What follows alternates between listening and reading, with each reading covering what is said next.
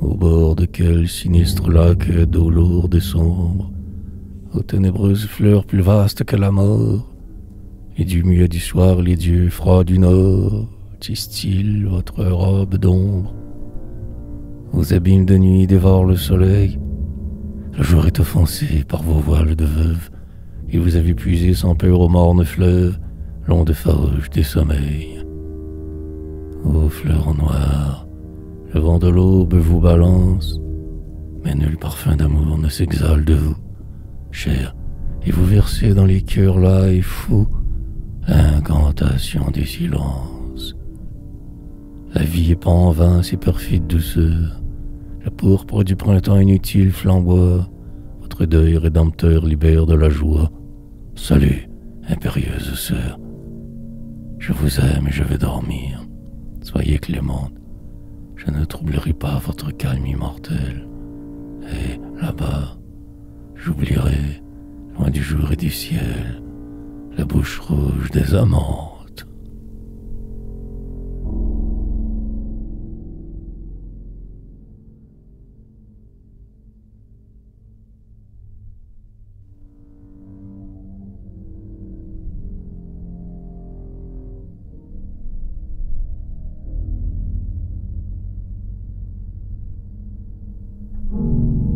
Le dieu mort, une étoile, une seule étoile. Ô funérailles royales, solitude où la gloire mourait sur un bûcher perdu derrière la forêt, à l'écart des drapeaux, du glaive et des batailles. Les héros s'en allaient sans pourpre, ensevelis dans une soie éteinte et dans les tresses rousses des captives et des amantes, lèvres douces et voraces, ô qui buviez le sang pâli. Vers quel baiser seriez-vous? Vers quelle fête sonne déjà l'appel de vos chants oubliés? Ah, mensongère, par des larmes en vos yeux, il fallait la parade célèbre des fêtes, et l'horreur des clairons déchirant le ciel noir, pour tordre avec des cris de pleureuses louées vos corps, mimant deuil sous la vol des nuées, parmi le rouge odeur des torches dans le soir. Mais nul regard viril n'a, du haut des murailles, avidement cueilli la fleur de vos bras nus. Vous avez fui, le roi ne s'éveillera plus. Une étoile, une seule étoile. Ô funérailles.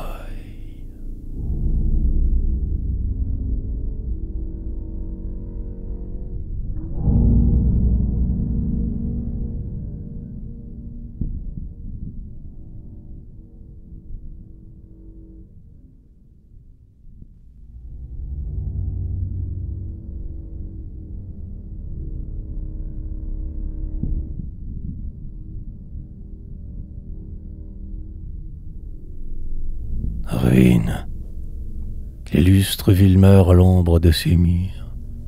L'herbe victorieuse a reconquis la plaine. Les chapiteaux brisés saignent de raisins mûrs.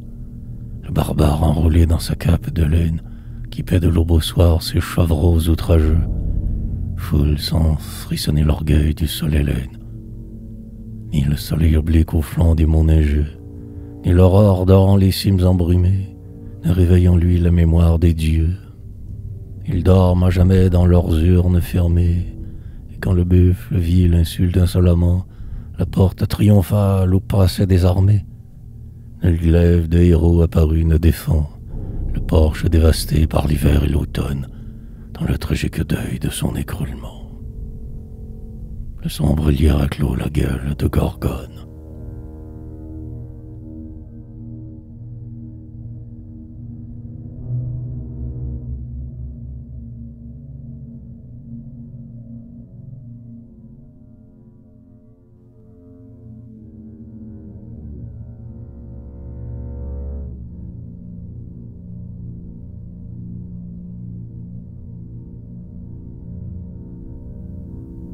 Par la nuit d'automne, par l'automnale nuit, la terre se résigne, muette sous le fait des ombres tumulaires.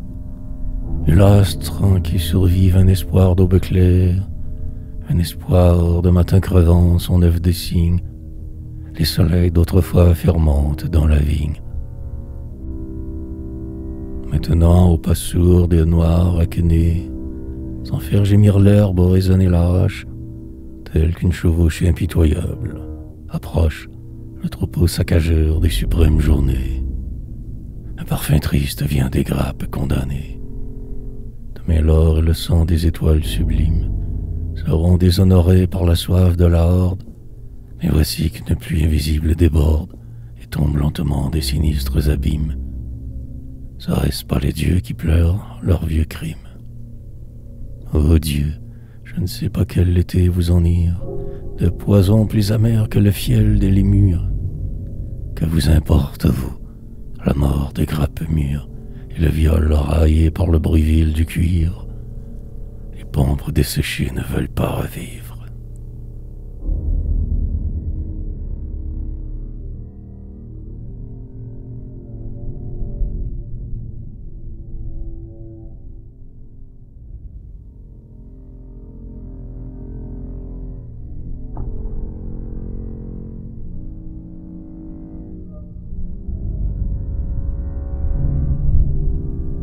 Solitude.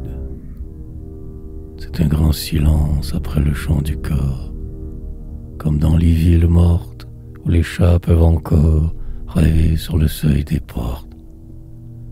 Sous le dénoir de la nuit, les rois radieux, les belles chevauchées foulaient dans l'or et le bruit le son des roses fauchées. Des femmes embaumaient l'air parmi le velours des porches. Nous voyons couler la résine des torches sur les gantelets de fer.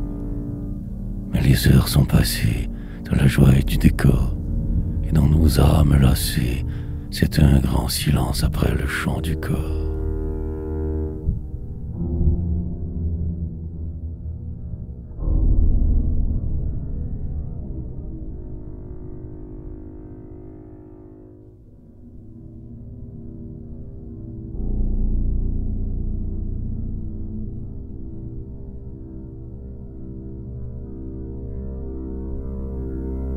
Paroles sur la terrasse. Des reines blanches inclinées aux balustrades d'améthyste pour fleurir la mort des journées et feuilles et glycines tristes. Fleurs plus brèves que les plus brèves, 20 tirs que le vent spolie, les noirs flots sans rive ni grève emportent leurs cendres pâlies. Et c'est le deuil d'un double automne, soir du jour et soir des feuillets, qui dévaste l'ombre et frissonne dans l'irmie dépouillée. Des pas glissent sur la terrasse, une étoffe froide s'y froisse. Les voix que la nuit blême efface tremblent d'adieu, meurent d'angoisse. Et cygnes chassés de tout fleuve s'en vont fébrile et blessés, sans que la ténèbre s'émeuve au cri des âmes délaissées.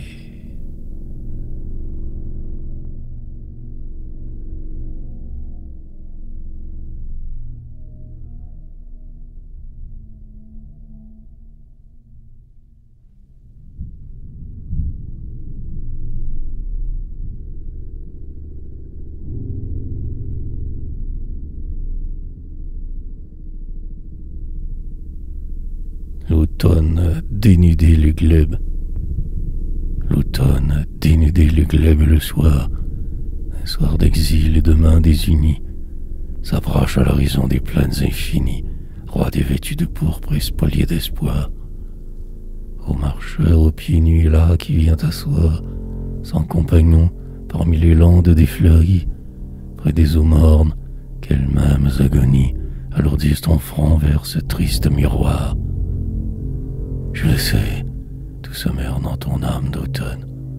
Laisse la nuit prendre les fleurs qu'elle moissonne et l'amour défaillant d'un cœur ensanglanté. Pour qu'après le sommeil et les ombres fidèles, l'éclairant triomphaux de l'aube et de l'été fassent surgir enfin les roses immortelles.